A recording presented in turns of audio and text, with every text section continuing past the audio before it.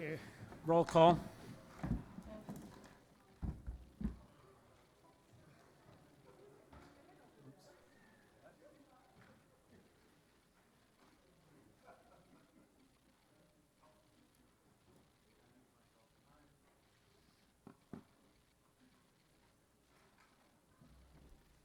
Twenty-one supervisors are present. Supervisors Nordigan and Wamble are excused.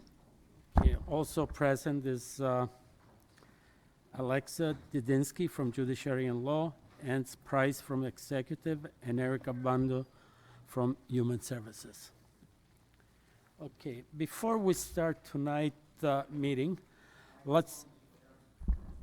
is it okay? Does it work? Okay. Before we start our meeting tonight, let's take a moment of silence in honor of former County Supervisor Mark Modori that passed away last week.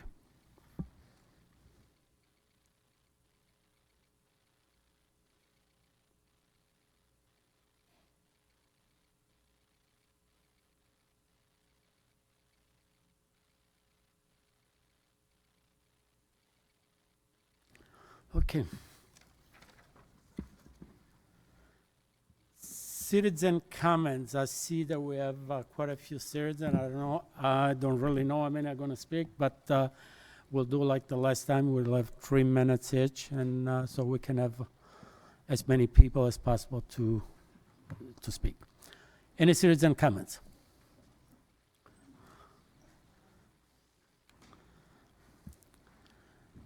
Please state your name and address. Okay, try now.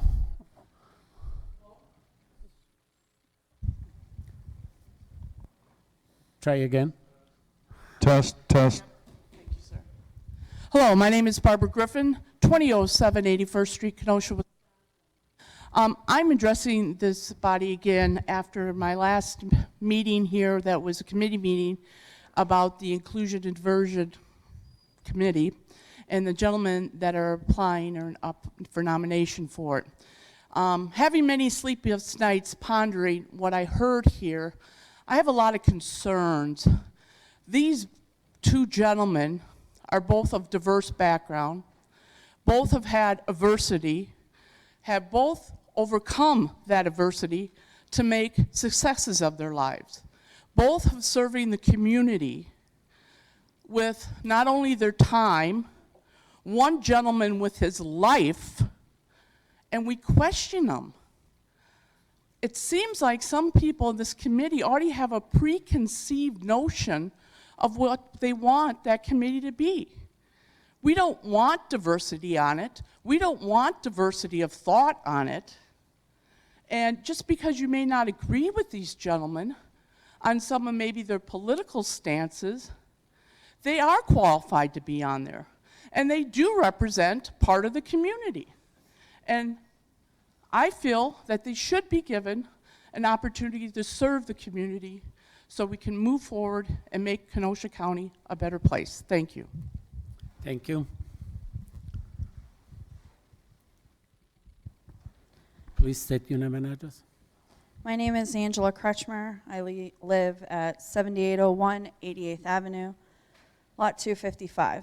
I'm here to address the appointees of Brian Gonzalez and Xavier Solis. I'm appalled at the audacity of the members of this board to treat its citizens like less than because their ideology is different than theirs. What I witnessed during the committee meeting during last week was disrespectful at best and downright racist at worst. I am also disgusted that a member of this board decided it was a good idea to only quote a small excerpt of the book by an appointee without providing context or putting it into perspective. This is unacceptable. As an elected official, it is your responsibility to make sure that all information that is put out is properly and legitimately received. I know all too well the pain of losing a family member to murder. My aunt was sleeping in her bed when a man decided that a beer was more important than her life. She woke up after he broke in and he beat her to death.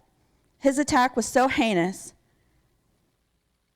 that he ruptured her spleen with one hit, and another of his hits hit her stomach, With such force, her liver exploded. She died instantly. This man is a murderer. How dare the public equate what the police do to protect and serve us as the people we the people to that of a murderer. That in of itself is a form of discrimination. These people and women, or these men and women, including Brian Gonzalez, selflessly put their lives on the line each time they wear the badge. They deserve our respect, not our contempt. This commission was only been around for a short while. When the original appointees were brought on board, there was no interrogation of their credentials and or questions regarding their experience with racism or lack thereof before they were blanketly accepted. This could be why no one on the commission was able to understand the data that was coming in. By appointing these two men to this committee, you will have the individuals with knowledge and experience to interpret and understand the data and be able to help those on the committee understand the information coming in so that solutions can be made.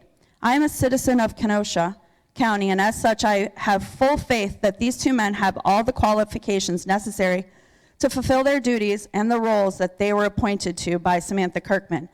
It is not your responsibility to determine the mindset of these candidates, and is not whether they believe that systemic racism is real or not. It is You your have 10 responsibility seconds. to provide this commission with the individuals that will provide healthy debate on issues and provide solution. Please do the right thing and vote them in. Thank you. Hi, Sandy Wedmeyer, 7926 Williamsburg Court, Bristol. I'm here to show support for County Exec Kirkman's nominees for the Racial and Ethnic Equity Commission. I believe that committees should be representative of the communities that they serve. I would hope that everyone here would agree with me. There should be a variety of opinions and experiences that are reflected on these committees. Progress comes from discourse, not from yes men. When our county executive decided to recommend these individuals to the board, two nominees who would both demonstrate diversity of opinion, they were received with hate and criticism. I wrote the County Board of Supervisors asking for support of the nominees. In a follow-up email, I was asked by one of the supervisors sitting here this evening, would you allow a Democrat to be placed on one of your Republican voting committees? Yes, and that is a quote. This doesn't sound like an individual who is looking for the diverse representation that would reflect the makeup of the community that he serves. These committees are not meant to be partisan. It is very concerning that such a divisive question would be asked by any county board supervisor. I ask that you all put aside the political drama and support both Xavier and Brian. Both gentlemen have shown through their actions and previous community involvement great interest in serving their community and are fully qualified to do so. Thank you. Thank you. Any other citizen comments?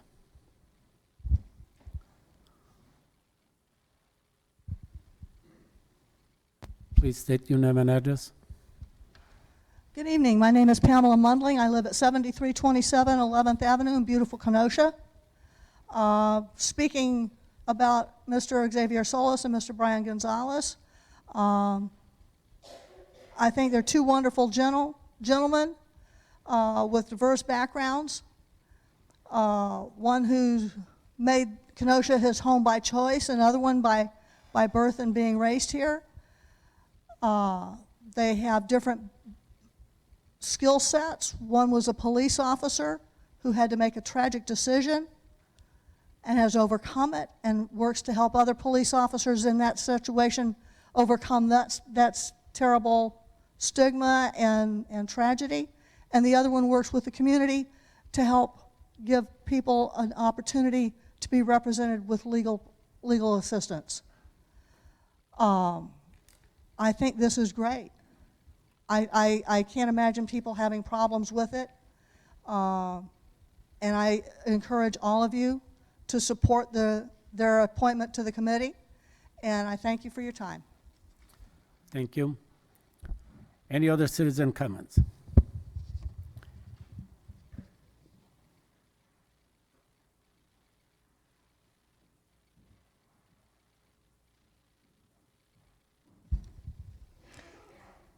Hawkins, 18513 102nd Street, Bristol. Kenosha County's Racial and Ethnic Equity Commission was created in response to noted inequities by race and ethnicity in Kenosha County, as the name suggests. A resolution to recognize racism as a public health crisis was voted into existence by all but one county board supervisor in early August of 2020. There was an added amendment that passed the board to include an annual report for accountability on progress made towards the implementation of that resolution so that it would not go unchecked. Then the REEC, Racial and Ethnic Equity Commission, came to be with the mission to, quote, realize greater racial equity and dismantle racism in Kenosha County through research, education, and ongoing review of current policies and procedures so as to implement transformative ideas born of research, collaboration, and community engagement. That is a direct quote from Jerry Gully, the former county supervisor who representing District 16, who led the creation of the REEC. The work of this commission was designed to focus on systemic problems and to analyze racial equity in the context of various systems in Kenosha County, including law enforcement, justice, physical and mental health education, housing, and economic opportunity. There have been speakers at several past county board meetings who have failed to recognize the mission and intention of this commission. This commission is not meant to address Kenosha City versus Kenosha County / West End issues. There may be inequities that need to be addressed in that context, but this is not that commission. If some people would like to address rural, urban, or other inequities, then they will need to take the steps that were taken to form the REEC. A carefully formulated mission, research, followed by a year-long work group made of a diverse group of citizens who are dedicated to the mission, and then a commission made up of citizens who represent the impacted groups named in the commission.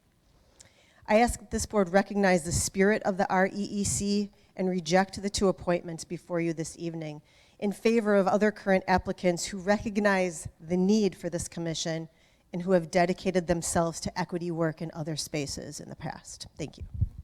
Thank you. Any other citizen wish to speak? Any other citizen wish to speak? Please state your name and address. George Arf, 7801 88th Avenue, Pleasant Prairie. Hi, boys and girls. How was your Tuesday? My Tuesday went pretty well, except for... How about now? Okay. That's better. The only thing wrong with the Tuesday elections ended up with the results mostly wonderful, only one significant down result. Then on Wednesday, here we are. This insane fight over who is going to be on an unpaid Racial Equity Commission started out with those two and the guy who was supposed to be the media representative. Well, nicely, he left, he quit, not before saying that his votes showed him to be in the lead, therefore he was okay. I'd like to see those votes, but that's not really important. What I expect is going to happen here is Mr. Gonzalez, who has never experienced racism, therefore doesn't believe it exists in Kenosha, we'll get on here. So will Mr. Solis, whose prime mission in life has been to get Kyle Bond when he ran around here during the Troubles, let's call it, and ended up shooting people. That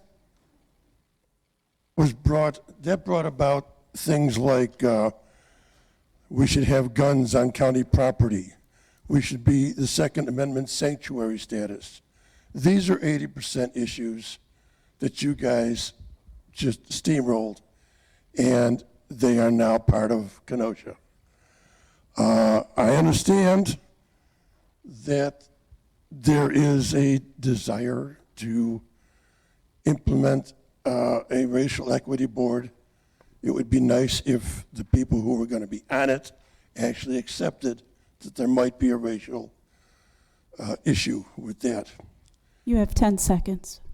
I would, however, like to thank the people that are thinking about doing this properly to not vote for these two. And I guess that takes care of my time. But thank you for your listening. Thank you. Any other citizen comments? Any other citizen comments? Any other citizen comments? Citizen comments are closed.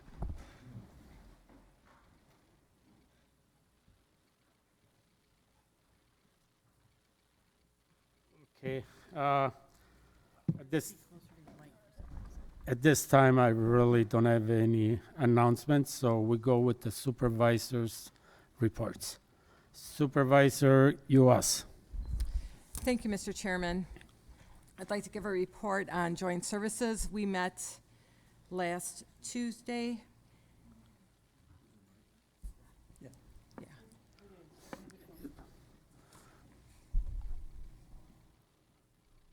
Is this better? Okay. So joint services met last week, so I'm giving a monthly report on what happened in February with joint services. Currently, we have 32 telecommunicators, 6 supervisors, 1 assistant manager, and 1 manager. 8 telecommuter vacancies are still ongoing.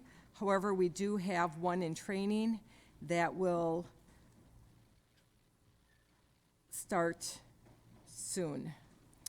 Regarding our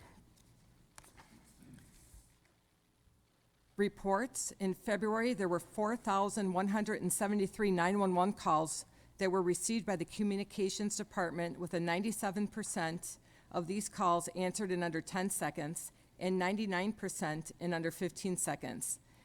There were a total of 14,072 non-emergency calls handled and 27 text messages received during the month of March.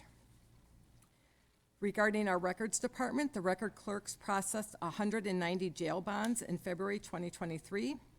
The record clerks entered 417 warrants into the time system, and the record department reviewed 1,703 incoming case reports and supplements from the Kenosha Police and Kenosha Sheriff's Departments. Case review is an integral part of submitting complete statistical information to the State of Wisconsin Department of Justice for uniform crime reporting.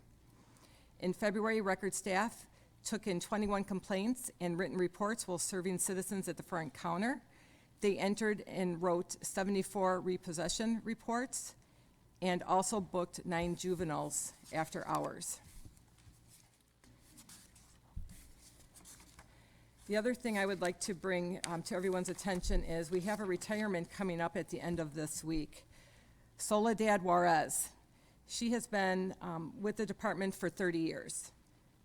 She is currently an identification technician who will retire as of April 7th, 2023.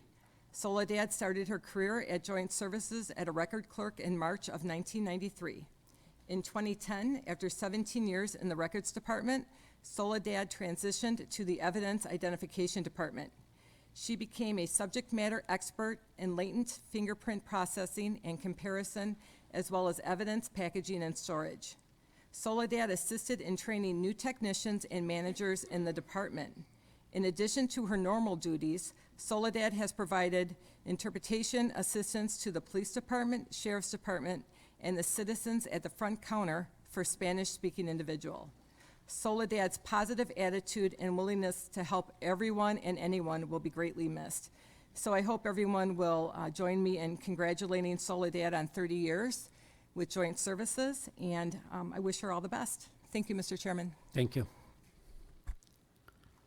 Supervisor Rodriguez. Thank you, Mr. Chair. The Judiciary and Law Enforcement, let me start over, is this better? Thank you, Mr. Chair. The Judiciary and Law Enforcement Committee met earlier tonight. We passed 3 things that are not before us tonight, but will be 2 weeks from now, as well as receive an update from the Sheriff's Department in regards to some ARPA funds that the Sheriff's Department was awarded. They provided an update what they've spent those funds on. One was, I think they called them Guardian Angel. Does that sound right? Guardian lights. There's lights that are worn on the deputy's shoulders that strobe red and blue or flashlight or whatever they need it for. Keep the deputies safe out on the road, and they plan on implementing those during Country Thunder this year as a way for other emergency responders and citizens alike to identify them in the crowd. That's all I've got.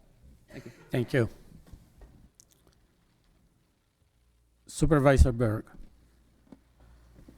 As the chairman pointed out, Mark Midori passed away this past week. His services will be at the Kenosha Funeral Services and Crematory at 8226 Sheridan Road. Visitation is from 5:30 to 7:30, and the memorial service will start at 7:30. Thank you, Mr. Chairman. Thank you. Supervisor Nedweski. Thank you, Mr. Chairman. The Human Services Committee met this evening briefly at 7 p.m., primarily to vote on the approval of County Executive Samantha Kirkman's appointment of Juan Torres to the Board of Health, and I will report that the committee did vote unanimously on this appointment, which we will hope to address on our next county board agenda. We also discussed upcoming agenda items, such as hopefully addressing the county's involvement and role in addressing the ongoing mental health crisis, as well as how we will be using the opioid settlement funds. And we are looking forward to having everyone attend if possible. We meet on the first Tuesday of the month at 6 p.m. before the county board meetings. Thank you, Mr. Chairman. Thank you. Any other supervisor? Any other supervisors? Supervisor comments are closed.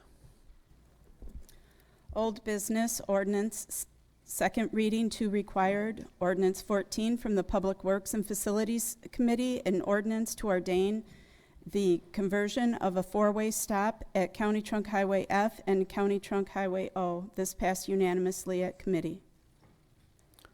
Supervisor Stock. Move number 14. Moved by Supervisor Stock, second by Supervisor Belsky. Supervisor Stock. Thank you, Mr. Chair. Before us tonight is an ordinance amendment to change the intersection of County Highway F and County Highway O from a 2-way stop to a 4-way stop. There is, I'll read a little bit of the background. The County Highway F and O is a reconfigured intersection that was completed in November 2020 as part of the County Highway F realignment project. The intersection was converted from a 3-leg intersection with a stop control on the west approach to a 4-leg intersection with a 2-way stop on the west in each approaches. The public is still adjusting to the new traffic pattern at this modified intersection 2 years after the reconfiguration of the intersection was completed.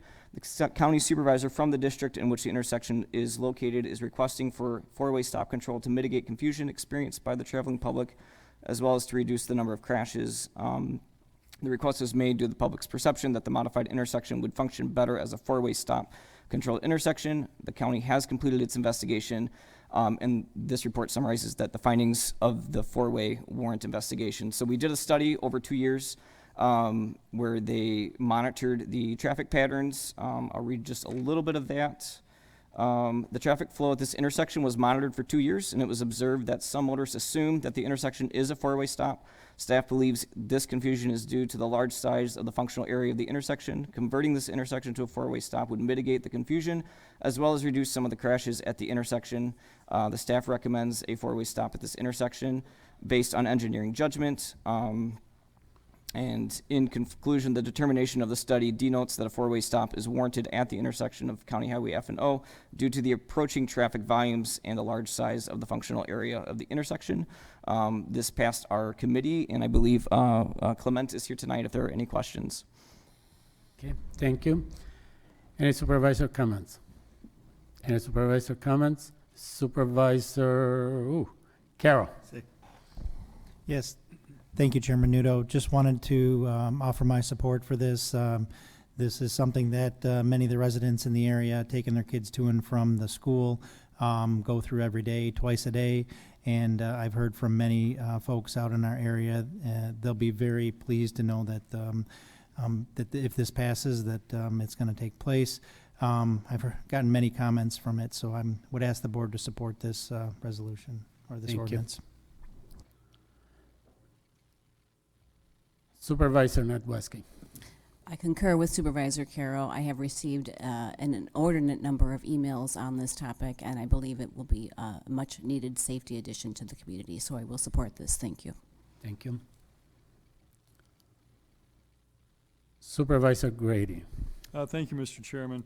Just taking a look at that intersection of F and O, which is the dominant roadway? Which has the higher traffic volume? Would you be able to answer, or maybe Clement, whoever is here? Sure, through the chair to Director of Highways. Thank you. Please, can you repeat your question, please? Go ahead. Which is the dominant roadway? Which has the higher volume of cars, O or F? County Trunk Highway O. And that's the north-south, correct? Correct. And that's the one that has the school associated with it. So one of the thoughts originally was that it is a four-way stop during times of peak travel that is associated with the school, that may lead to excessive amounts of backups. Was this taken account into the study that was done? That was not taken into considerations, but there are some drawbacks to that principles because you'll be having variable signs, and to maintain the variable signs is either somebody's going there to turn them off, put them on back, or you can automate them, and it's not very common. So that's just a point that's worth mentioning, and maybe something will come to the Highway Department again, just due to County O having such a substantially higher traffic volume. The other question would be, as long as you're here, Clement, in order to go from this to an actual signalized intersection, are the warrants very close to that at all, or is the traffic volume just too low to even remotely consider having a regular signal at that intersection? Can you comment? They're very far from these threshold values to warrant a signal. Those are my questions. Thank you. Thank you. Thank you, Clement. Any other supervisors? Any other supervisor comments? Seeing none, all in favor? Aye. Oppose? Pass it. Ordinance 15 from the Judiciary and Law Enforcement Committee and the Finance and Administration Committees, an ordinance amendment to Chapter 4 Municipal Code of Kenosha County, the Civil Service Ordinance. This passed unanimously by the Judiciary and Law Enforcement Committee, Supervisors Bashaw and Franco excused. It passed also at the Finance and Administration Committee unanimously with Supervisor Geertsen excused. Supervisor Rodriguez. Thank you, Mr. Chair. Move Resolution 15, or Ordinance 15, excuse me. Moved by Supervisor Rodriguez, second by Supervisor Rose. Supervisor Rodriguez. Thank you again, Mr. Chair. Before you tonight is an ordinance change to Chapter 4, which is our municipal code for the Civil Service Commission. What these changes do in a nutshell is create a separate listing for our sheriff's deputies, for folks who are former sheriff's deputies here in Kenosha County, potentially transferring from another law enforcement agency, or otherwise certified outside the state of Wisconsin who would meet eligibility requirements to transfer their certification to the state of Wisconsin. Create that separate list, and then in turn allow for lateral transfers within the Sheriff's Department. It awards 5 points to folks who meet those criterias. And then if you look on the second page there, it goes over the requirements. These candidates will still be required to meet just about everything a brand new potential sheriff's deputy would have to meet. They include their background check, their written test, in good standing. It allows the HR department to reach out and make sure that they're not leaving one department for misconduct or, resigned because of misconduct before they were let go. This has been something that the Sheriff's Department has wanted for some time, not only under the current sheriff, but under the previous sheriff. Something that was talked about, but got the ball to the top of the hill, but never started rolling it down. It's supported by the sheriff, his staff, and by county HR as well.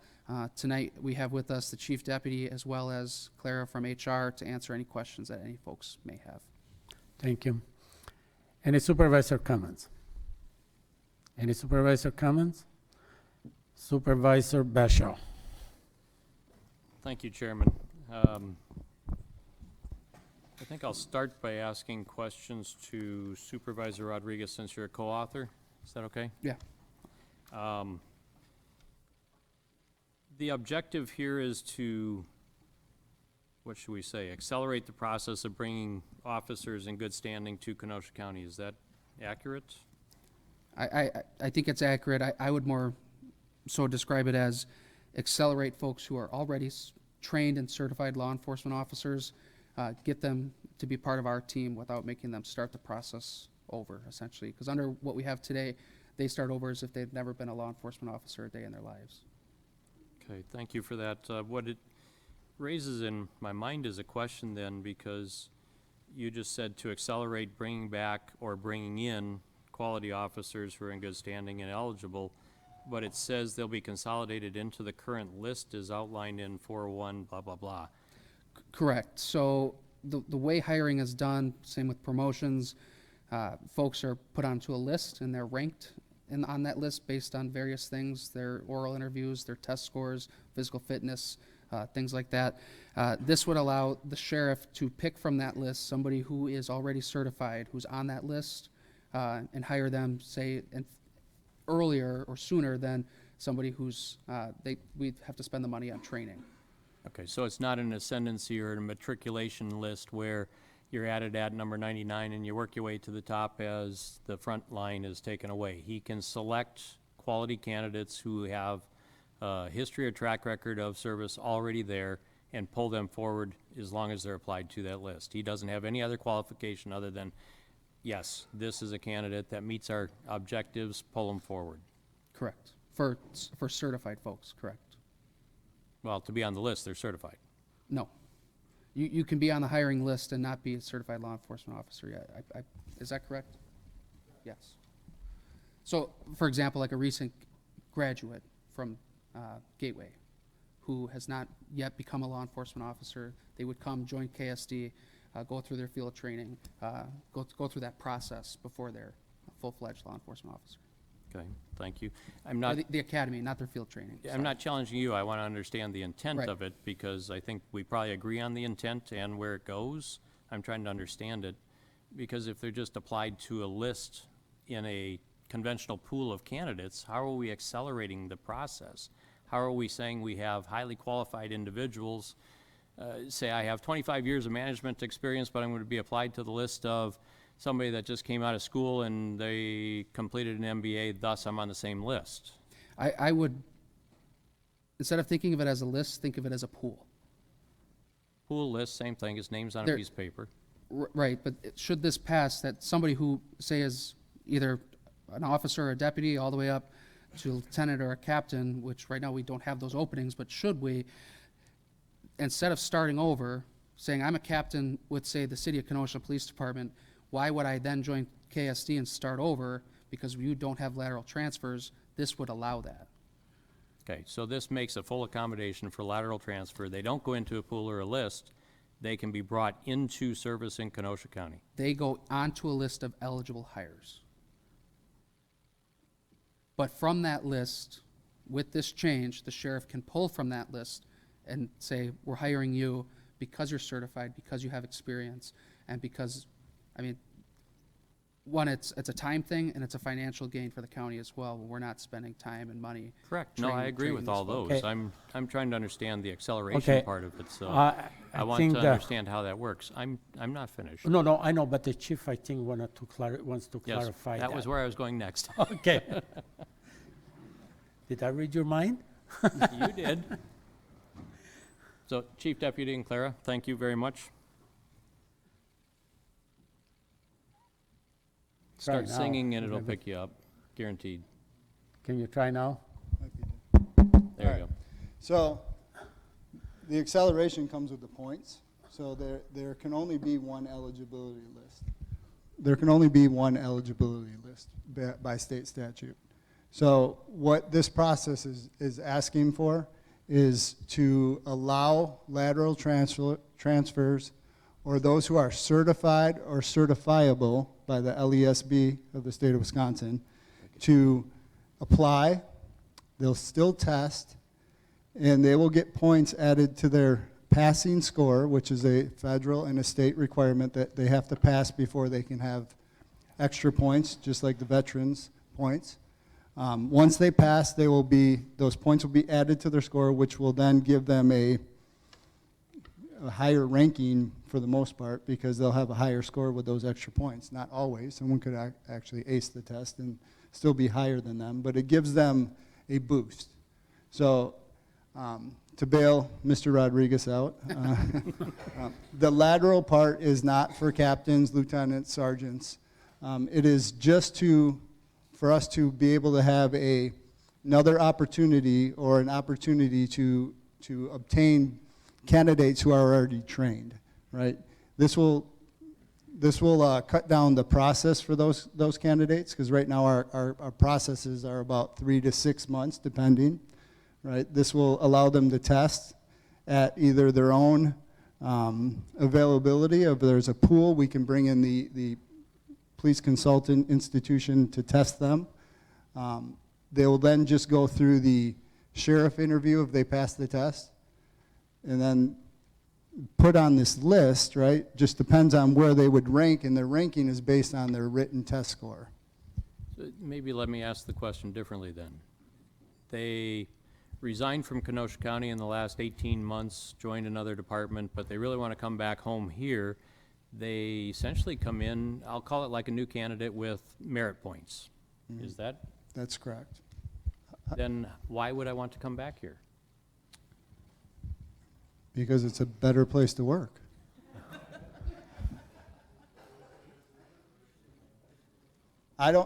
Why? Because the grass is not always greener, right? Yeah, but my point is, They leave. they left. Mhm. I know them. I know their skill set. I know their test scores. They're in good standing according to sub F6 sub A, B, blah, blah, blah, all the way down to F. They're in good standing according to those qualifications. Why do they have to repeat the testing and everything else? That's the part I don't understand. Point of Because information, Mr. you're Chair. not accelerating at that point. You want to answer that? Can I answer that? And Clara, correct me if I'm wrong, we can't. We Okay. are required That's to the make answer I them- was looking for. Correct. Right, Okay. we're required to have a competitive exam, one eligibility list, and we pick from the sheriff appoints from the top 3 on that list. Okay, that's So what this I was trying to get accomplishes you to this. say. What is the requirement we're trying to meet? Because this doesn't meet the objective as defined. And then for those folks that meet this criteria, there are certain steps of the current process that they would not have to undergo. Thereby it expedites the sheriff's ability to appoint them. Are there any steps required by the county that are not required by statute? Well, we have a process which includes our background investigation, multiple interview assessment, civil service exams, job traits analysis. These candidates would not have to sit through the multiple interview assessment or the civil service commission exams. Okay, so 2 entry-level pieces. And I agree with the health. You have to check and make sure they're still healthy and able to perform. So I'll say you answered my questions. I appreciate that. Thank you. Okay. Wants to stay here Anything just else, in case? Supervisor Vesha? No, thank you. Supervisor Gantz. Thank you. My first was answered by having to take one of the top 3 candidates. Originally, it was mentioned that they can pick from a pool, and that's really not the case. Everybody scores, and the sheriff picks from the top 3. Top 3, it's the rules of 3, it's a Okay. federal. All right, yep, thank you. Wanted to make that clear. And 5 points, can you just fill in somebody who doesn't keep score on this, how many points the top candidates usually have? What does 5 points do to somebody's score?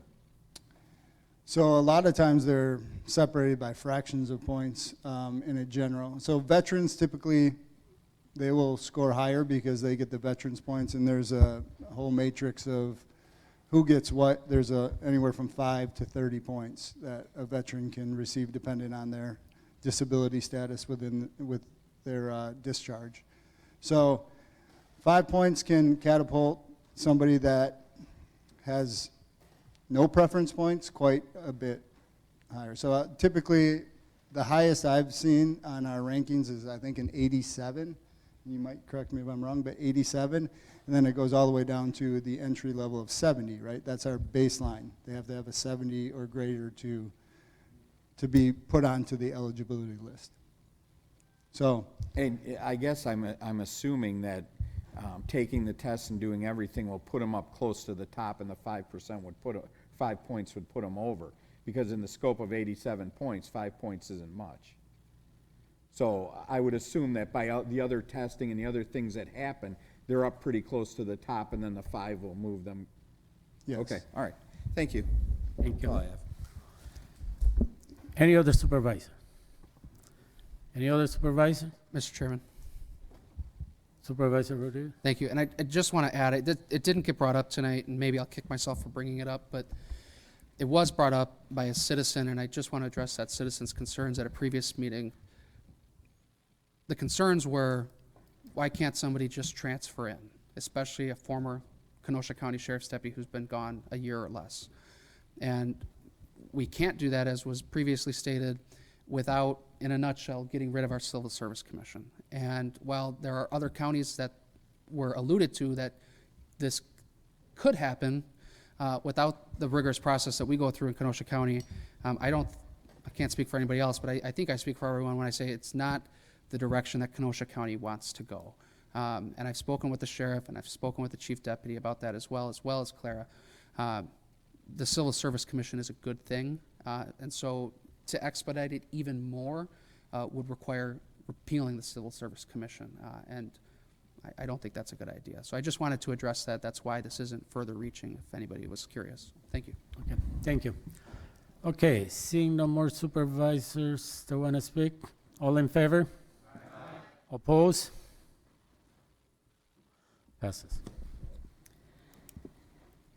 New business, Resolution 91 from Supervisors Decker, Geertsen, Stocker, and the Legislative Committee, a resolution in support of increased county child support funding. This passed unanimously at the Legislative Committee. Supervisor Thomas. Yeah, move Resolution 91. Moved by Supervisor Thomas, second by Vice Chair Decker. Supervisor Thomas. Yeah, I'd like to call up, well, he's already up there, Dustin Finney, to answer any questions pertaining to this. He's with the county, and oversees this aspect. Okay, let's try, see if that works. Try now. Hello? Okay, I got it. Okay. So I'm the manager for Kenosha County Child Support Services, and this resolution is backed by the Wisconsin Counties Association, and 35 counties have already passed it. So if you want, I can give you more information, though, too. Okay.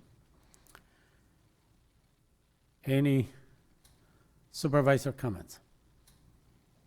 Any supervisor comments? Seeing none, all in favor? Aye. Oppose? Thank you. Resolution 92 from Supervisors Decker, Geertsen, Stocker, and the Legislative Committee, a resolution regarding substitute care collections. This passed unanimously at the Legislative Committee. Supervisor Thomas. Yeah, move Resolution 92. Moved by Supervisor Thomas, second by Supervisors Geertsen. Supervisor Thomas. Yeah, I'd like to defer to Dustin again. Okay, let's try again, see if that works. So the language is pretty much in the resolution here, and it just says that Kenosha County would like greater flexibility in their out-of-home care collections and not be unilaterally decided by the state. And another thing, I think a key part in here, it does state that Kenosha County does advocate for a work group comprised of stakeholders in child welfare, child support, and county and human services representatives to review the child welfare referral process to child support agencies and not have that decision unilaterally just by the state. Any supervisor comments? Any supervisor comments? Seeing none, all in favor? Oppose? Passes. Resolution 93 from Vice Chair Decker and Supervisors Rodriguez, Poole, Nedwesky, and the Executive Committee, a resolution recognizing May 2023 as National Foster Care Month. This passed unanimously at committee. Supervisor Decker. Move Resolution 93. Moved by Vice Chair Decker, second by Supervisor Rodriguez. Vice Chair Decker. This resolution before you is recognizing May 2023 as National Foster Care Month. The Kenosha County Board of Supervisors wants, I believe we want to thank our many foster parents, volunteers, and organizations that work to ensure the safety, health, and welfare of the children and youth in foster care, and that's about it. Any supervisor comments? Any supervisor comments? Seeing none, all in favor? Aye. Oppose? Passes.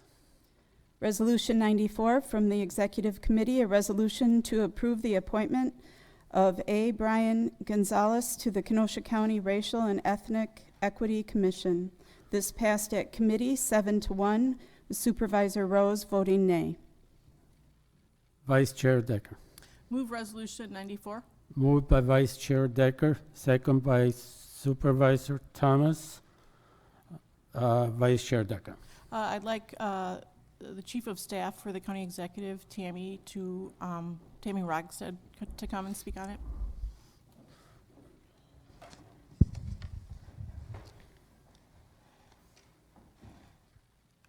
County Board members, thank you for gathering tonight to take up these appointments. Do you want me to do these one at a time? All right. For the appointment of Mr. Brian Gonzalez, Mr. Gonzalez is a lifelong county resident who has served 25 years as a law enforcement officer for the City of Kenosha Police Department. He is a member and instructor for the International Law Enforcement Educators and Trainers Association and served as an adjunct instructor at Gateway Technical College. He is a Billy Graham Association police chaplain graduate and a Christian global outreach minister. He also has private sector work experience and helps run a family business in Illinois. As a retired minority law enforcement officer, Mr. Gonzalez will bring valuable firsthand knowledge and experience to the Commission and will provide a perspective which has been previously unrepresented in the REEC conversation on race and policing. Mr. Gonzalez will fill the seat vacated by Mr. Tyler Arentz and would serve a 3-year term which expires in December 2025. Thank you. Supervisor Rose. Thank you, Mr. Chairman. I cannot support this nominee this evening, and I urge you to reject the nominee, Mr. Gonzalez. Well, Mr. Gonzalez is a personable individual, and I've been involved in a number of cases with him. I cross-examined him on the witness stand and found him always to be forthright. I don't think that what I have read, that words of himself, are such that this board should support. I'm deeply troubled, and I think you should be also, when he writes immediately after shooting Mr. Bell Jr., "Yahoo, I did it. I cheered inside my head as though I'd scored the winning touchdown." Those words are contrary to American values, the sanctity of life, the ethics of Judeo-Christian religion, and I don't think that these kind of words should be supported by this board. There are many good law enforcement officers in this community who could be appointed to this committee and serve honorably. They don't have the baggage that Mr. Gonzalez does. They don't have a career record where the city of Kenosha paid almost $2 million for his error of judgment. Insurance companies and communities don't give away money because somebody demands it. They give away money because of the legal responsibility shown in this situation. The attitude that Mr. Gonzalez has expressed is the wrong attitude which should not be supported by this board. There are good officers in this community. I would offer a few suggestions. People like retired officer Thomas Ham, Assistant Chief of Police Thomas Hanchy, Detective George Pfluger, and there are many others serving now or in the past who could serve on this committee, bringing a different perspective, if that's what we're looking for, of the police officer on the line who can bring that perspective to this committee. We don't have to accept this as the only person that can serve. We can do better. And we don't have to apologize for the nominee as we seem to be doing this evening. Following the executive committee and here this evening, I hear comments, well, this is taken out of context. Well, what he really meant is something else. You've got to, Terry, look at the whole book. But the fact of the matter, these are his words. And when you say to someone else, I scored the winning touchdown, that's a celebratory expression. And when you shoot somebody in the head, that's not a celebratory moment. When you use the word spike the football or knock the ball out of the park, those are words of joy, of celebration. I don't care what he was doing on the job. These are his words, and that's the wrong attitude that this board, this community does not support, and I cannot support this evening. Additionally, I think there is another issue here that needs to be expressed. And while he expressed to this board that in this community he has never in his lifetime seen racism in this community, I would suggest to this board that we need to appoint somebody with 20/20 vision. Thank you. Thank you. Supervisor Stock. Thank you, Mr. Chair. Through the chair to Mr. Gonzalez, if he's here. Gonzalez. Go to the podium, please.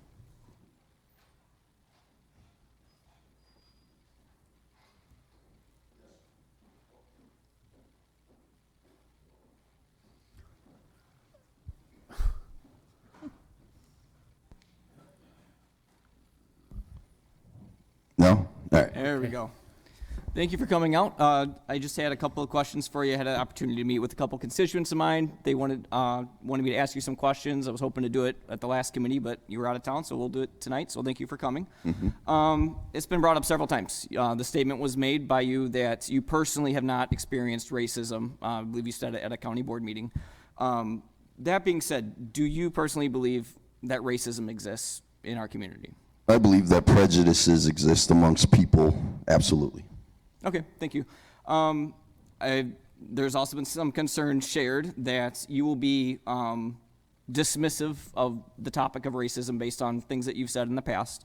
What is your attitude towards the topic of racism as a whole?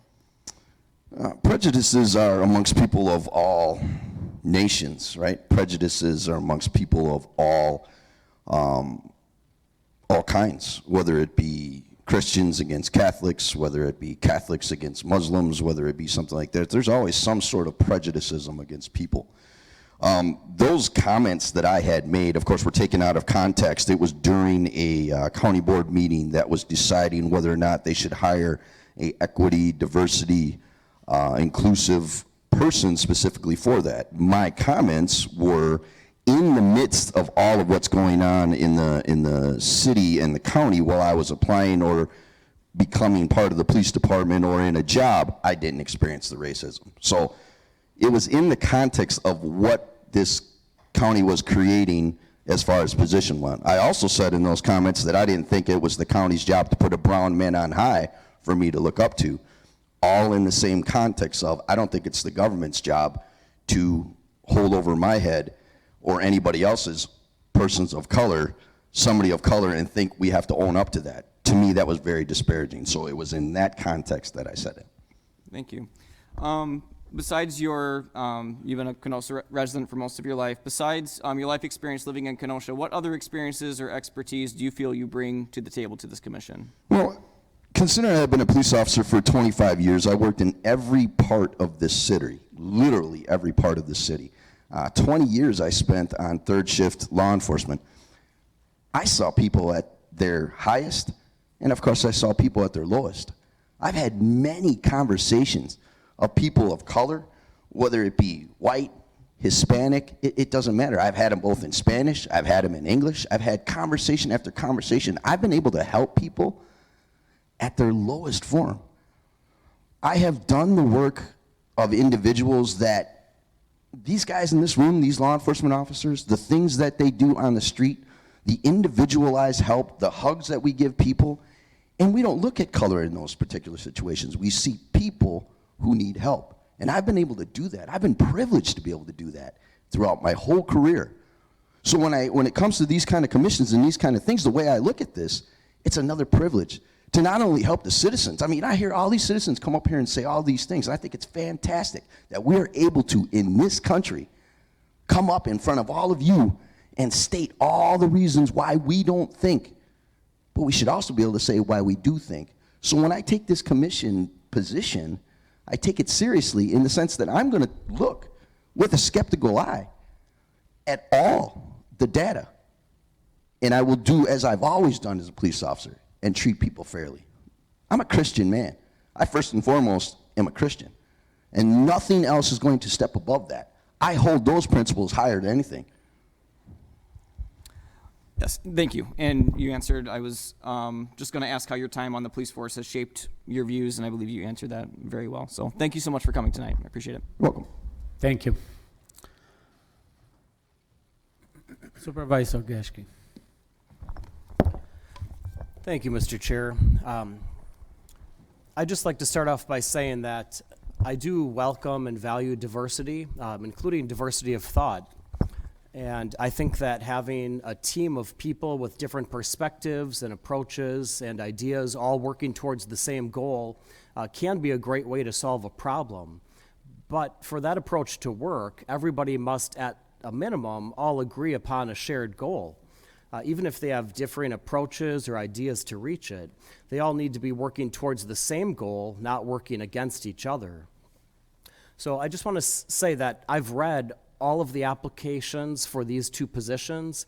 All of the people that applied, I've read their applications and resumes and letters of recommendation. And I'd like to start off by thanking everybody who applied for these positions on the REEC, including Mr. Gonzalez and Attorney Solis. I'd also like to thank Mr. Gonzalez and Attorney Solis for their many years of service to our community through their professional backgrounds in the judicial system and in law enforcement. Along the lines of having differing perspectives but working towards the same goal, I do have 3 questions that I'd like to ask Mr. Gonzalez. So thank you again for coming tonight. I understand you're out of town at a conference at the committee, and I appreciate you being here tonight. My first question is, are you familiar with the history and the purpose and the mission of the Racial and Ethnic Equity Commission? Have you read the REEC's founding documents, the mission, the purpose, the bylaws, et cetera? Yes, sir. Okay. And do you agree with the mission and the purpose of the REEC? The mission and the purpose was, when I read it, very broad. It seemed to have drawn a conclusion without any support behind it. So it seemed as if though it was very broad, as if though what the commission was founded for, whether it had already been. I was under the impression that that's what the commission was all about, to see if in fact those things that were presented were true. So that was my understanding of it. It was very broad to me. Okay, so to quote the Commission's mission, it is, quote, to realize greater racial and ethnic equity and to dismantle racism in Kenosha County. Those are really the 2 missions. So realize greater racial and ethnic equity and dismantle racism in Kenosha County. And how do we accomplish those two goals? Well, it's through research, through education, and ongoing review of current policies and procedures, so as to implement transformative ideas born out of research, collaboration, and community engagement. Okay, so that is the mission right there. So I'm just going to ask you again, do you agree with the mission and the purpose of the REEC? As I stated, I think the first part of it, and then the second part, dismantle racism. The words dismantle racism is to acknowledge and to say, by far, there's racism in Kenosha County. That's the part I have a hard time with, because you're making a blanket statement regarding something that's supposed to be investigated. So I don't agree with that blanket statement. Okay, thank you, I appreciate that. My second question tonight is, on August 4th of 2020, the Kenosha County Board, this very body, declared that racism is a, quote, public health crisis here in Kenosha County. So my question for you is, are you aware of or are you familiar with this resolution? Have you read it? I am familiar with it. I glanced over it. Can you answer me a question? Yes. If you could, please. Define racism to me.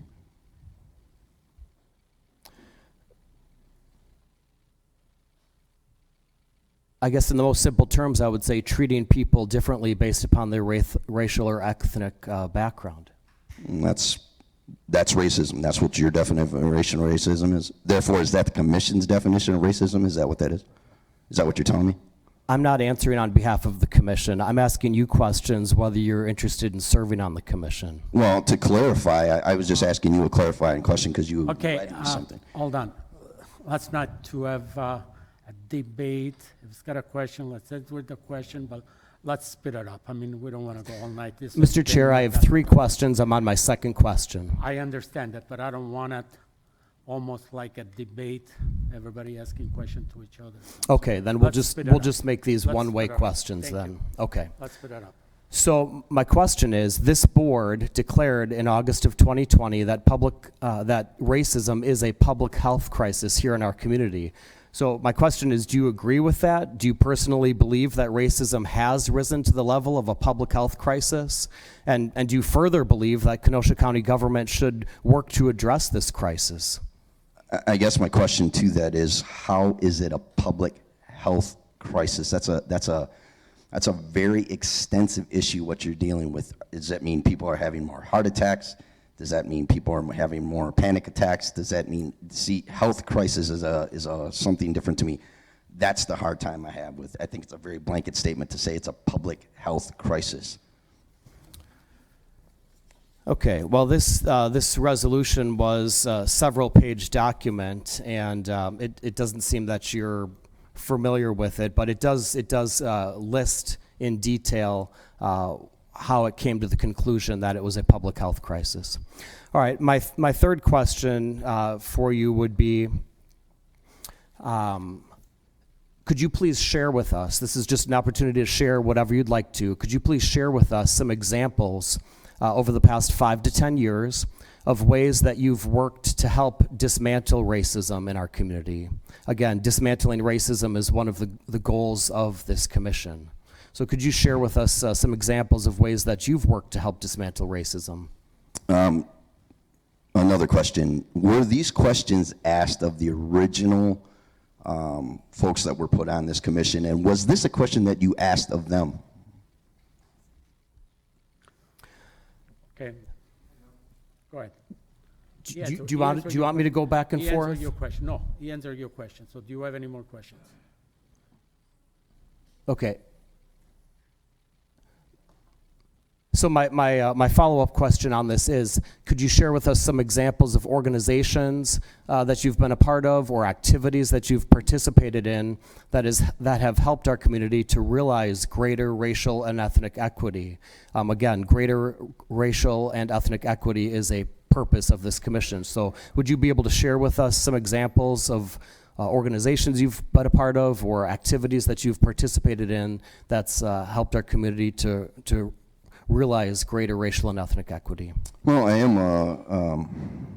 am a chaplain who will speak to anybody and anyone of any racial background. I will help them as the Lord permits me to help them. I will answer as best I can their spiritual questions that they do have. I don't view people in the same lens that you're stating. I view them as being created of the image of God. Therefore, the only race that I see is the human race. I do understand your definition of racism, as skewed as it may have been, that as muddled as I could understand it. As I stated, when I have spoken at different groups, whether it be at a Moms for Liberty meeting or a campaign meeting or a meeting with a basketball team that I had coached years ago, I always took into consideration the audience that was there, and I only looked upon the audience as a whole, not as an individual race of people. Therefore, I think all my life I've always treated, I have tried to treat people as fairly and as best I could, because they are people created in the image of God. And because I am a Christian man, and I don't use this as any other thing other than that's exactly who I am. So to be implied otherwise, to say that I am somehow not sensitive to what other people may experience is absolutely false, and I take very large homage to that. All right, thank you. So my final follow-up question on category 3 here is, could you just share with us, your opportunity to share with us any examples of training opportunities that you have pursued or any certifications that you have obtained related to racial and ethnic diversity and inclusion? Oh, I know there's courses that I had taken during the course of my time as a police officer regarding all of those things. I can't remember all the certificates and stuff, but these were classes that I've had to take over the years. Forgive me if I don't remember all the names. It's been a long while since I've taken some of those courses, but I have taken courses on that, yes, sir. Okay, thank you. I appreciate your time tonight. Thank you. Supervisor Stoker. So during this process, I've heard a lot of things, a lot of quotes that have not been accurate. I've heard a quote from a book taken out of context in an effort to destroy a man who wants to serve us. And I think it's a sad day when we're willing to do that. And we've got a good guy here that will do a good job and represent us well, and so I support him. Thank you. Thank you. Supervisor Thomas. Yeah, thank you, Mr. Chairman.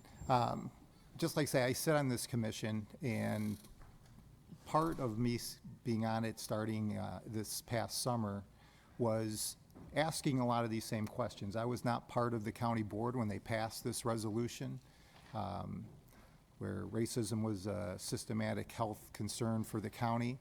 But what I did is I asked a lot of these questions that he's asking openly, and where it led me was doing a bunch of research on my own. Led to me finding out more about the arrests by category of age, sex, type of felony people were being arrested at.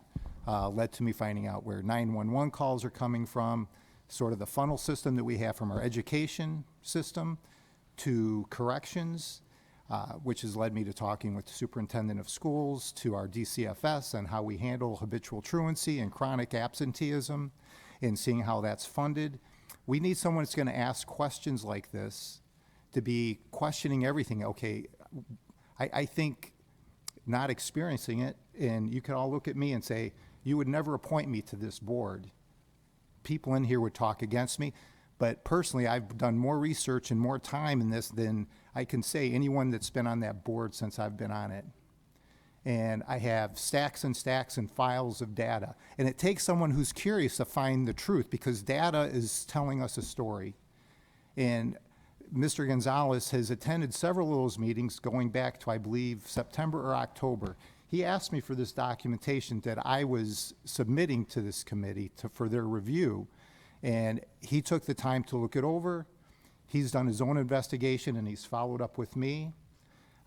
You may not like him personally, for whatever reason that might be, but based upon the experience I've had with him, just dealing with this commission, that he's willing to take the time to do the data, to ask the questions, so we can get to the root causes of why, I'll just call it, there's a systematic problem, and I'll be real specific on why young black males and females are, in some of our schools, already over 40% habitually truant. I'll just give you one example. Brass Community School, their chronic absenteeism, that means kids that are missing more than 10% of the school days, is almost 50%. And why is that? I don't know, but we need to find out. Some of the issues I found out is that Kenosha Unified School District, they contribute for a liaison program, but they don't for habitually truant students, but it's only for the high school and the middle school. The county in their levy, we pay for a pre-K through a 5th grade program. We couldn't fund that position last year, or we could fund it, but we couldn't find somebody.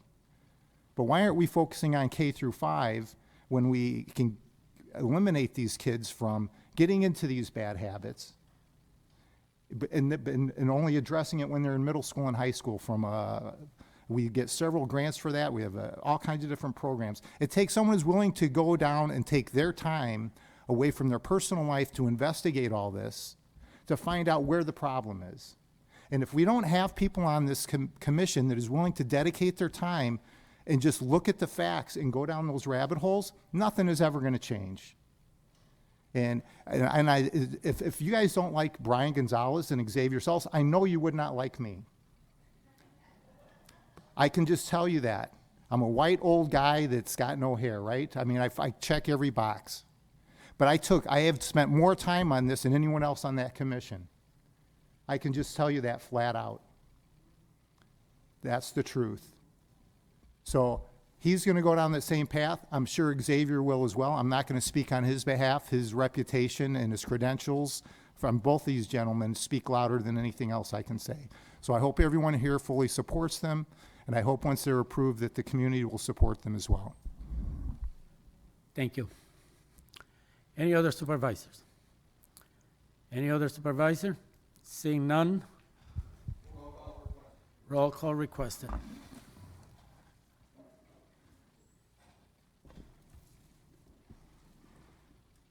Mine go through? Yeah, I think it did. Yeah. Right?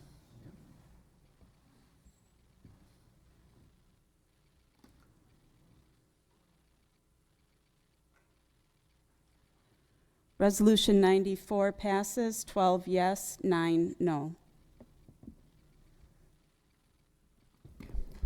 Resolution 95, from the Executive Committee, a resolution to approve the appointment of Xavier Solis to the Kenosha County Racial and Ethnic Equity Commission. This passed unanimously at committee. Vice Chair Decker. Oh. We're having problems with this. Move Resolution 95. Moved by Vice Chair Decker, second by Supervisor Rose. Vice Chair Decker. Once again, I'd like to defer to Tammy. Tammy? Thank you. Mr. Xavier Solis has been a resident of Kenosha County since the age of 15. He is an attorney who started and successfully operates his own practice here in Kenosha County and maintains membership in the Kenosha County Bar Association as well as the Wisconsin State Bar Association.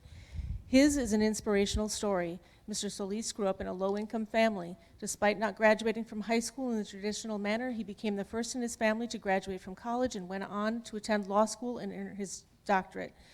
Having served as a guardian ad litem, he has a strong interest in children's advocacy and civil rights. As a defense attorney, Mr. Solis represents folks every day whose experiences the REEC is actively concerned with improving, especially representing low-income clients, as well as providing the legal representation indigent individuals are afforded under the Constitution. He has experienced firsthand the struggles many minority families endure, and his lived experience and knowledge will be an incredible asset to the commission. Mr. Solis will fill the seat vacated by Brian Martinez, and he would also serve a 3-year term which expires in December 2025. Any supervisor comments? Any supervisor comments? Supervisor Geschke. Thank you, Mr. Chair. Attorney Solis, I have a few follow-up questions based upon our last time at your committee hearing, if you wouldn't mind approaching the podium.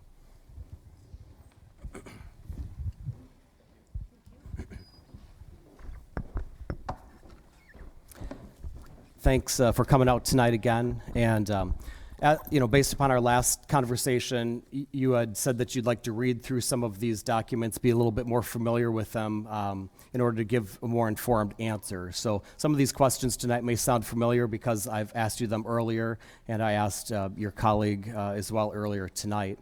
But again, I'd like to thank you for your interest and for applying to the REC, and I'd like to thank you for your service to our community through the judicial system. The other day, I asked you if you were familiar with the history, purpose, and the mission of the Racial and Ethnic Equity Commission, if you've read through the founding documents, the bylaws, mission, purpose, and whether or not you agree with them. Would you just be able to remind us of your answer on that, please? I didn't understand the last part that you said. What was that? I asked if you would be able to remind us of your answer on whether or not you are familiar with the history, purpose, and mission of the Racial and Ethnic Equity Commission. I do, and I have it in front of me also. Okay, so do you agree with the mission and the purpose of the REC? I understand what the, so just to be clear, you're talking about the resolution creating the Racial and Ethnic Equity Commission, because last time you asked me about a whole different, several stuff, so. Yep, last time I asked you about both, and we'll be getting to that one in a few minutes, but right, Yeah. right, So, right, yeah, I'm talking about the REC, yes. Mhm. Yeah, of course, I mean, no one wants racism regardless against what race in Kenosha County, so yeah, of course I would agree with, to dismantle racism in Kenosha County. Okay, thank you. My second category of questions, this is the one you were just referring to. This was the August 4th, 2020 resolution that the Kenosha County Board declared racism as a public health crisis. And when I asked you about that before, you said you'd like to, read more about that, become more familiar with it. So are you now familiar with that resolution? Have you had a chance to read it? Yeah, and I have it in front of me. Okay, and do you agree with it? Do you personally believe that racism has risen to the level of a public health crisis in our community? And if so, do you believe that Kenosha County government should work to address this crisis? So I read the resolution, and I read a lot of the data that is provided here. I would have several questions of some of the data that's on here. It talks about how black mothers in Kenosha County are 2 times more likely to receive inadequate prenatal care than their white counterparts. Talk about black babies with low birth weight, they're born premature versus white babies. Black mothers are less likely to breastfeed than white mothers. My question would be, and then there's other several data in this resolution. My question is, I would ask, I guess there's some data, there's some things that I do agree with this, and there's some things that I don't. My main question would be, I would need more information of the data that's being provided. Whether how old are the mothers compared to, how old are the black mothers compared to the white mothers, and any other race out there. It indicates that I don't believe Hispanics are mentioned here. There's a term here that I do not, so I agree with some of it and I disagree with other of it. Okay, thank you. I appreciate that. And then my third and final category of questions here is, and you did a great job of sharing some anecdotes and from your law career, but would you just be able to share with the board tonight some examples from the past 5 to 10 years of ways that you've worked to help dismantle racism, Maybe share some examples of organizations that you've been a part of or activities you've participated in to help us realize greater racial and ethnic equity. And then finally, just share with us any training opportunities you've pursued or any certifications you've obtained related to racial and ethnic equity and diversity. Well, Mr. Geschke, I also did my due diligence on you, and your district is District 7, which that's where my business is in. And during the riots, our business got hit. They broke down our windows. They tried to burn down our building. They were not able to. Next door was B&L Furniture. That was burnt down. Next door was a car lot owned by a Mexican immigrant. Cars were burnt down. Across the street were immigrants also who owned that car lot. Cars were burnt down. Obviously, we know probation was turned down. I could have moved my office and gone somewhere else, but I stayed there. Reason I stayed there is because I want to serve the community, and most of the individuals live in your district. I also, and there are also 6 or 7 other attorneys who also practice there. And I asked them about you, and they do not know who you are. And the reason I say that is because you're here asking me what I've done to dismantle racism, yet you're the supervisor for that district, and yet they do not know who you are. You have not once came to us and asked us, hey, what's going on in my district? What these individuals that you represent, a lot of them are minorities. What can we do so they're not in the criminal justice system? How can we take them out of the criminal justice system? So you asked me what I've done to dismantle racism. Every morning I wake up, I go and I work. I'm in the trenches every day. I'm in court.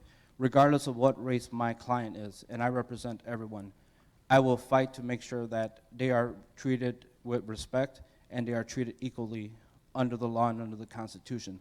And I do that on a daily basis. So if that's not dismantling racism, then I do not know what it is. What communities have I been involved, or what activities have I been involved, or training that I've had to dismantle racism? I graduated from Parkside. At Parkside, you need to have, I believe, 6 diversity credits. So I took diversity credits to graduate, and I did not take them because they were required. I took them because I had an interest in them. I have an interest in how this country was formed. I have an interest on how slavery was dismantled in this country, how the Civil War amendments were passed in this country. I took an interest in African American history and how it applied to the law, and also with Hispanic history and how it applied to the law.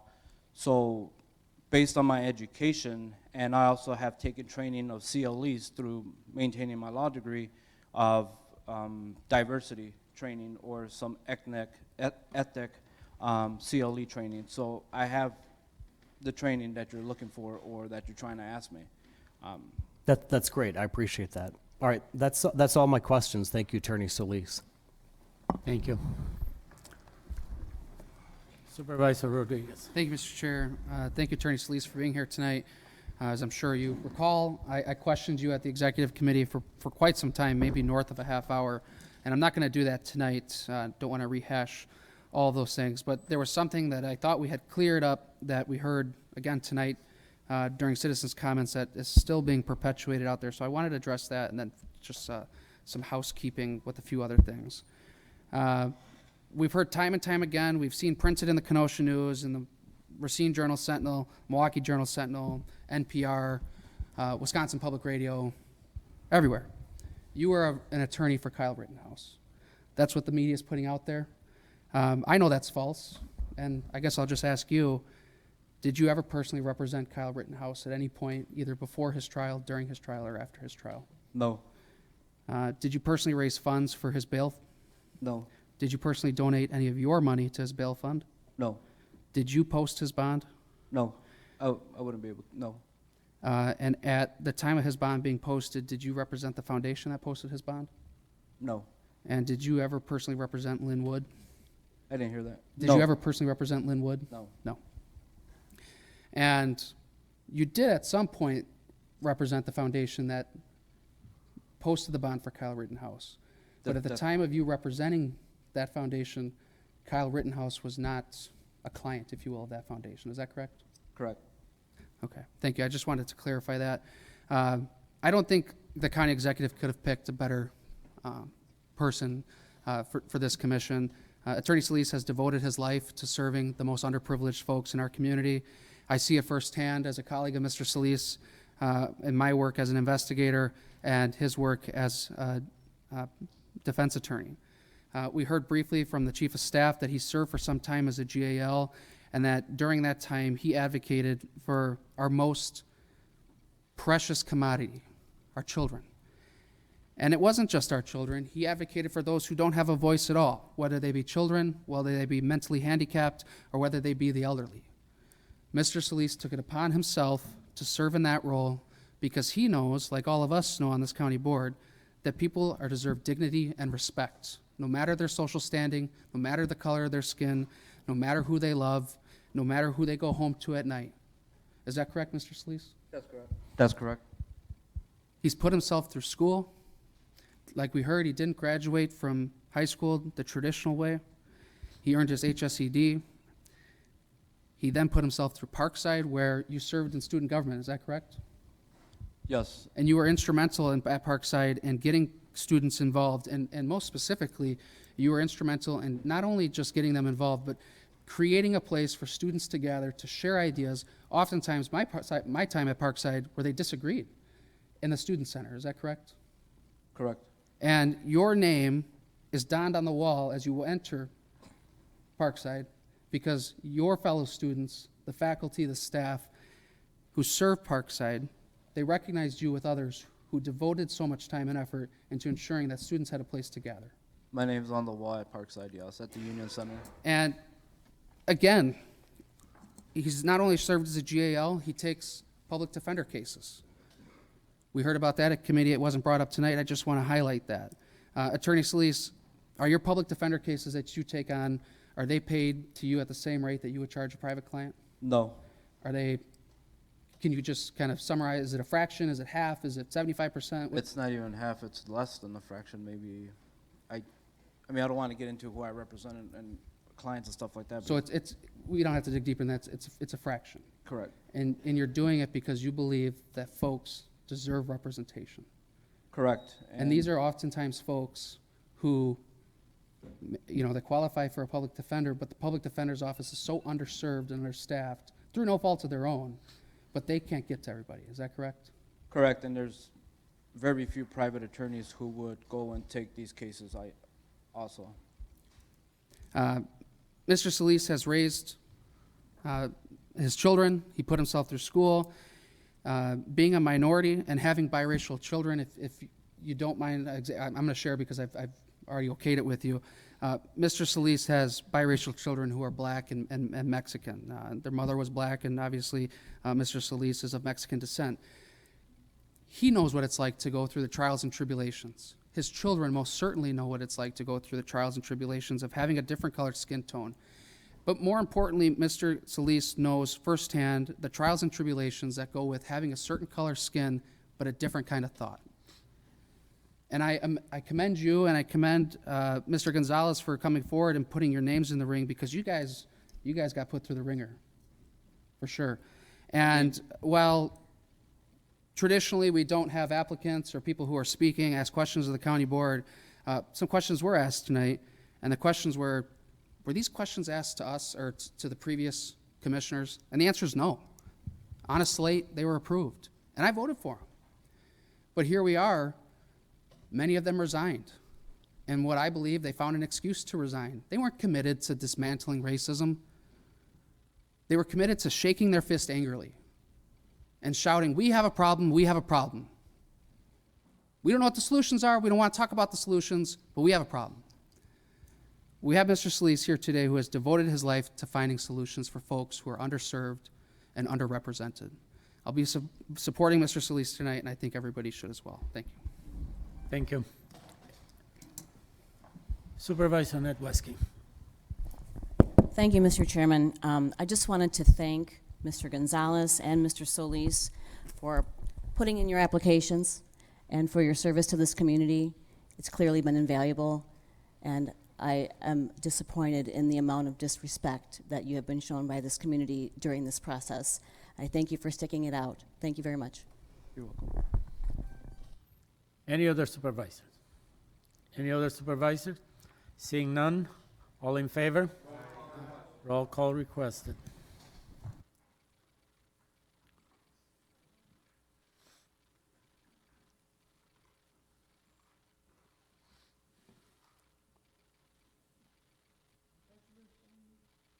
Resolution 95 passes, 15 yes, 6 no.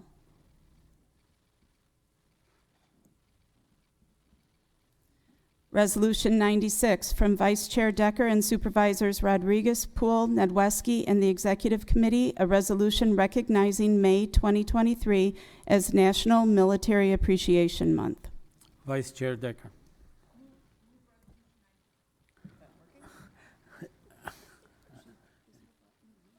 Yeah. Try again. Move resolution 96. Okay, moved by Supervisor Decker, second by Supervisor Nadweski. Vice Chair Decker. This is a resolution recognizing May 2023 as National Military Appreciation Month.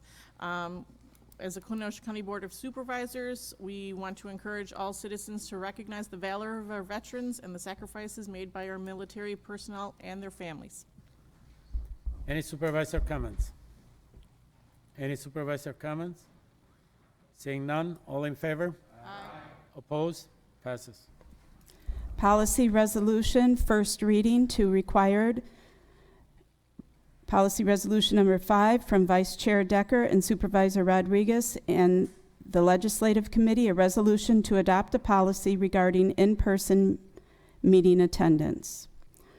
Ordinance first reading to required.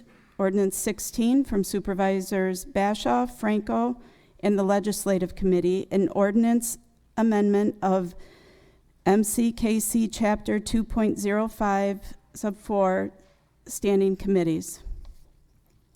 Communications 74 from the Finance and Administration Committee, 2022 to 2023 carryover and annual closeout. Refer to Finance Committee. Claims 24, Dallas Bagwell, personal injury. Refer to Corporation Council. 25, Carol Zenner, property damage. Refer to Corporation Council. Supervisor comment, Supervisor Bashaw on Kenosha County Committee appointment process. Supervisor Bashaw. Thank you, Chairman Nudo, and thank you to the members of the board and the community that are still in attendance. I appreciate the opportunity to speak this evening. I would generally have gone to the rail on the other side because it's kind of a comment, but it's also pertinent to our business here. So, Kenosha County Committee appointments process. Many citizens of Kenosha County have been energized to add their voices to the recent debate over 3 specific committee appointments. For myriad reasons, support for and against these appointments has been passionate, with over 300 emails received by members of the board. Throughout the process to evaluate the appointees, I have been very deliberative to consider the information available, my personal interactions with any of the appointees, the executive's confidence in her appointments, and their written applications. With so many emails and the information shared, it is evident how different groups of citizens align. It is also very insightful to read the personal experiences and interactions some have had with appointees. Several stood out regarding their individual experiences, where interactions were described as bullying, lying, threatening, and harassing. One exchange, including county board members on our emails, between a citizen and an appointee seemed to lack basic civility. Civility being an attribute which I believe is important for any person who serves our community. I have found some information shared by citizens to be concerning, and as a representative of Kenosha County government, I planned to address these concerns directly during the committee review process. This is not the first time I've commented to the board about ethics. I previously spoke about integrity, which is a close ally to honesty and respect. These values must also extend to the committees which represent this board and Kenosha County. It is unfortunate that following a conversation with an appointee who was pressing for my vote indicated that due to my concerns I was on the fence and at the time leaning against. Well, for that statement I was berated with language I cannot repeat here. I was labeled as a rhino and I was hung up on. When considering this exchange combined with the myriad emails and very specific citizen concerns raised, it is my opinion that the county avoided a potentially difficult appointment. I do not believe that there is a litmus test for whom the county executive appoints. However, it is my hope that those appointed have good character and represent the best of Kenosha County. And I think we heard that from somebody else tonight as well. I also do not believe that the board members should be cajoled to deliver a certain vote. Within hours of the aforementioned conversation, members of the community and subsequently the county board began receiving emails from a group called Kenosha County Citizens for Change. This group is approaching the public with comments that are both divisive and destructive. This is their right. But the group also made statements that relate to my family's personal lives. I am outraged, and I find the behavior of this group unethical, unabashed bullying, lies, and vitriol to be abhorrent. I was told by a prior nominee for an appointment that the reason he made the uncivil comments to one citizen was that she made claims about his children. Well, whoever the person or persons behind the curtain for Kenosha County Citizens for Change is or are, your character is clearly less than honorable. Bullying, harassing, lying, or slandering may be acceptable to some in the arena called politics and media, but I won't be bullied. Personally, I find the behavior to be contemptible. To the Kenosha County Board, please consider my apology.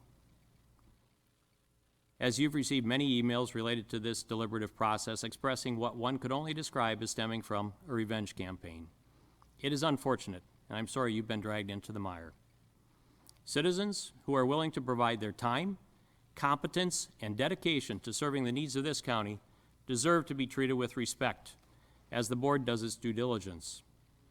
And the duly elected county board supervisors are also due the respect and recognition that they will continue to execute their responsibilities in an ethical and appropriate manner.